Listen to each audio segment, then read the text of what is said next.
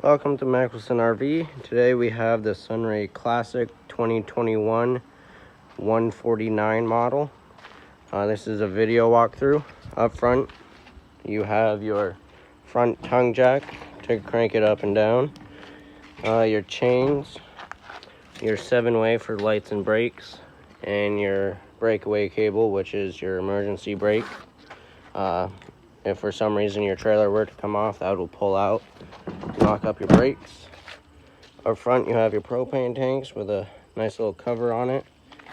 These little nuts right here unscrew and give you access to the top, so you don't have to take it off every time. And then it just slides right up after you take this little bungee off right here. It just connects to the tab on each side to hold it on. So you have two 20-pound propane tanks. Just like a gas grill, you turn them on. Make sure they're all the way turned on, because if you open them halfway, it could leak out through the fittings. So just make sure it's all the way open, so it's a nice good seal in the valve. Then you have your regulator for your tanks. This little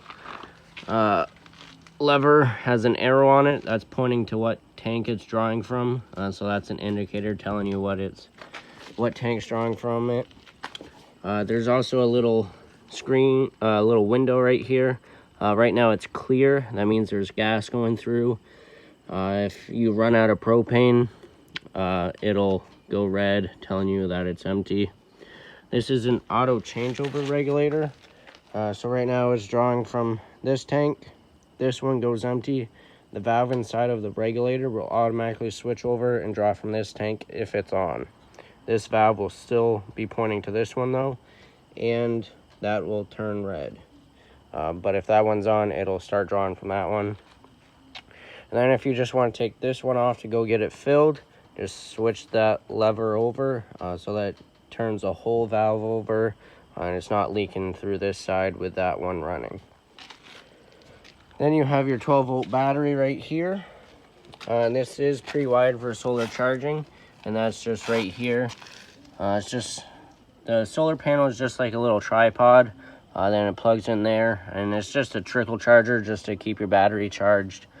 So if you're dry camping, you can use your lights and your water pump for your water. Moving down, you have your water heater here. This little tab flips up, and then you turn it, and then your cover opens. This is a gas only water heater. So you have your pressure release valve here, so when you're getting ready to winterize it, you'll turn the valves on the back side, pull this to release the pressure. Once all the pressure's out, then you unscrew this cap right here, and that is your plug to drain the water heater. Next to it, above, you have your power cord. This just pulls out, and to store it, you just kind of shove it back in there. This is a 30 amp supply. So when you're going to a campground, ask for the 30 amp hookups. If you're at home, you can get an adapter, plug into a regular household outlet or an extension cord to keep your battery charged, or if you're going on a trip, you can get your fridge nice and cold. The only thing you can't run is your air conditioner because that requires a 30 amp service. Then you have an outside shower here. Just hot and cold water in there to rinse stuff off outside. And then below that, you have your black tank sewer outlet. So your black tank is your toilet water, and all you do is this cap screws off. Then to drain it, you just pull that out, and it opens up, and then it'll drain out. And then you close it once it's empty, and put the cap back on. And your gray tank valve is over here, your wastewater. Same thing as a black tank. That cap comes off, and then pull the valve. Your wastewater is your sink and shower water. Then behind the tire you have your water connections. So you have your city water right here. That's just where you directly hook up a hose. Then you'll have water to all your faucets directly. If you're dry camping or going to a state park or traveling and you think you might need to stop, you have a fresh water tank, and this is where you fill it. So you have portable water, and that's when you use the water pump inside to get water to your faucets. You have cable connections here, so you can hook up some cable and watch TV inside. Then these two panels are just the back of the fridge. It's where we service them. You'll never have to go back here. It's just where it plugs in the pilot for the gases. Then you have stabilizer jacks on each four corner.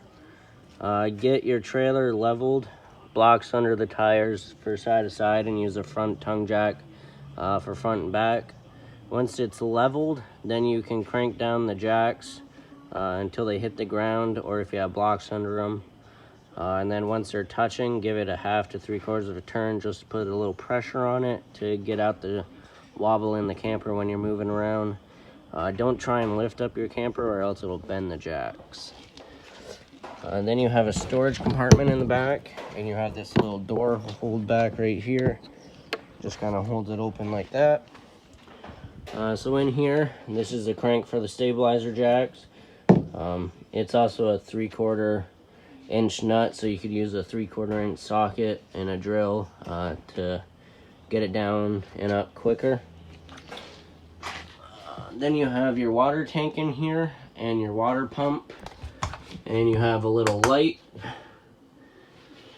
This one comes with a pump kit for winterizing. So to do that, turn the bypasses on the water heater, drain that out. Drain the fresh water tank, which the valve to drain it is just back here, right there. Once that is turned, then you can turn this valve, and that'll bypass the tank, and then it'll go to this hose, and then you take that cap off, and then you can put that end in the jug of antifreeze, and then just pump it through the system, open each faucet, flush the toilet until you see pink coming out, and that's how you winterize it. Alright. In the back, you have your spare tire, a nice little shelf thing, so if you're outside, you can have some stuff out here. Then this is pre-wired for a backup camera, so that's a nice feature to have if you ever want to get a backup camera. And those also work as a surveillance camera, so if you're traveling on the highway, you can see what's behind you and stuff. That's the other side of the storage compartment. And then on this side, right here is the exhaust for your furnace. Just make sure nothing's in the way of that, and when you're using it, don't touch it because this will get hot. Down here you have a propane quick connect.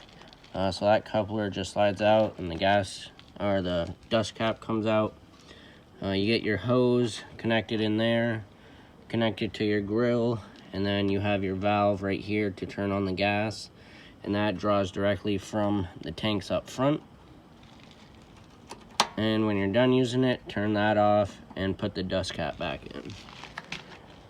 Then you have some outlets right here, and right here is the vent for the stovetop, and this little flap inside, if I can get it to focus,